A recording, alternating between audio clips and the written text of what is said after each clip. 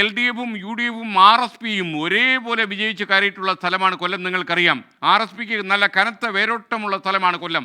Hat trick വിജയമാണ് അവിടുത്തെ U D F സ്ഥാനാർത്ഥി എൻ കെ പ്രേമചന്ദ്രൻ്റെ ലക്ഷ്യം.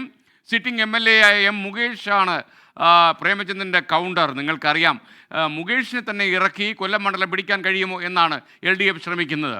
ജി കൃഷ്ണകുമാറാണ് എൻ ഡി എ സ്ഥാനാർത്ഥി. ഒരു താരപ്രഭാ വലയത്തിലാണ് കൃഷ്ണകുമാർ വോട്ടേഴ്സിനെ സമീപിക്കുന്നത്. കൊല്ലത്ത് നിന്ന് അരുൺ രാജ് ലേറ്റസ്റ്റായ വിവരങ്ങളുമായി നമുക്കൊപ്പം ചേരുന്നു. Arun Raj, good morning. Indian political ലീഗിലേക്ക് താങ്കൾക്കും സ്വാഗതം. ഈ കൊല്ലം കണ്ടവന് ഇല്ലം വേണ്ട എന്ന് പറയുന്ന പോലെ കൊല്ലം കണ്ട സ്ഥാനാർത്ഥിക്ക് ഇനി ഇല്ലത്തേക്ക് മടങ്ങിപ്പോകണ്ട എന്ന അവസ്ഥയാണോ? പറയൂ. എന്തായാലും കൊല്ലത്തെ മത്സരം അങ്ങനെ വാശിയോടെ തന്നെ പോരാടുകയാണ്. കൊല്ലത്തിന്റെ ഈ കാറ്റിൽ പോലും, കടൽക്കാറ്റിന്റെ രാഷ്ട്രീയത്തിൽ ഉപ്പുരസം പോലും ഉള്ള മണ്ഡലമാണ് കൊല്ലം. ആ മണ്ഡലത്തിൽ പ്രേമചന്ദ്രനെ പരാജയപ്പെടുത്തുക എന്ന ആത്യന്തികമായ ലക്ഷ്യമാണ് എൽ ഡി എഫിനെ സംബന്ധിച്ചുള്ളത്. കാരണം അതിൽ പലവിധമായ കാരണങ്ങൾ എൽ ഡി എഫ് മുന്നോട്ട് വെക്കുന്നുണ്ട്. പക്ഷേ ഹാട്രിക് വിജയം ലക്ഷ്യമിട്ട് ഇറങ്ങുന്ന എൻ കെ പ്രേമചന്ദ്രന് തന്റെ വികസനങ്ങളായിരുന്നു ആദ്യം മുതൽക്ക് തന്നെ പറയുവാനുണ്ടായിരുന്നത്. താൻ നടത്തിയിട്ടുള്ള ക്ഷേമ പ്രവർത്തനങ്ങൾ, താൻ നടത്തിയിട്ടുള്ള വികസനങ്ങൾ. പാർട്ടിക്ക് അപ്പുറത്തേക്ക് വളർന്ന നേതാവാണ് എൻ കെ പ്രേമചന്ദ്രന്റെ കാര്യത്തിലും സംശയമില്ല. പലതവണ മണ്ഡലം ചുവപ്പ് അണിയുമ്പോഴും നിയമസഭാ തെരഞ്ഞെടുപ്പുകളിൽ ചുവപ്പണിഞ്ഞ് മുന്നോട്ട് പോകുമ്പോഴും, പക്ഷേ ലോക്സഭാ തെരഞ്ഞെടുപ്പിലേക്ക് വലതുപക്ഷത്തോട് ചേർന്ന് നിന്ന മണ്ഡലമാണ് കൊല്ലം. അത് പ്രേമചന്ദ്രൻ എന്ന അധികാരിയിൽ തന്നെയാണ് എന്നുള്ളതാണ് എൽ ഡി എഫ് കരുതുന്നത്. അതുകൊണ്ടാണ് പ്രേമചന്ദ്രനെ തറപറ്റിക്കുവാൻ ഇത്തവണ താരമൂല്യമുള്ള രാഷ്ട്രീയത്തിൽ നിന്ന് തന്നെ വളർന്നു വന്ന എം മുകേഷ് എന്ന് പറയുന്ന കരുത്തനായ സ്ഥാനാർത്ഥിയെ CPM മുന്നോട്ട് വെക്കുന്നത്.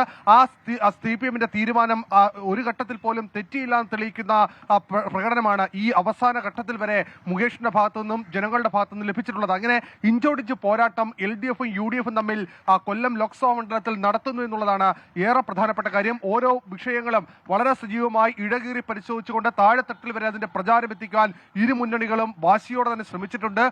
NDA ക്യാമ്പിനെ സംബന്ധിച്ചാണെങ്കിൽ ഈ വോട്ടിന്റെ ഭൂരിപക്ഷം കൂടുതൽ വർദ്ധിപ്പിക്കുക എന്നുള്ളതാണ് ഏറ്റവും പ്രധാനപ്പെട്ട കാര്യം. 1 ലക്ഷമായിരുന്ന വോട്ട് വിഹിതം അത് 2 ലക്ഷമോ 3 ലക്ഷമോ ആക്കി മാറ്റാൻ NDA സ്ഥാനാർത്ഥി കൃഷ്ണകുമാർ എന്ന താര പരിവേഷമുള്ള സ്ഥാനാർത്ഥിയിലൂടെ കഴിയുമോ എന്നുള്ളതാണ് NDA മുന്നോട്ട് വെക്കുന്ന ഏറ്റവും പ്രധാനപ്പെട്ട ചോദ്യങ്ങളിലൊന്ന്. അതിനുവേണ്ടിയുള്ള ശ്രമങ്ങൾ NDA ക്യാമ്പ് നടത്തുന്നുണ്ട്. ചുരുക്കത്തിൽ ഒറ്റക്കാര്യം മാത്രമാണ്, എൻ കെ പ്രേമചന്ദ്രനും CPM-ന്റെ സംഘടനാ സംവിധാനവും തമ്മിലുള്ള പോരാട്ടത്തിനാണ് കൊല്ലം അക്ഷരാർത്ഥത്തിൽ സാക്ഷ്യം വഹിക്കുന്നത്.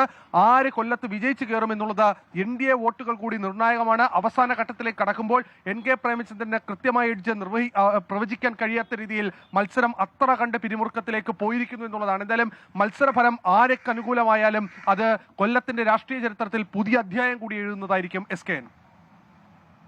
Okay, thank you. അരുൺ രാജാണ് കൊല്ലത്ത് നിന്ന് നമുക്കൊപ്പം ചേർന്ന്. കൊല്ലം വളരെ വാശിയേറിയ പോരാട്ടത്തിൽ തന്നെയാണ്, നിങ്ങൾക്കറിയാം.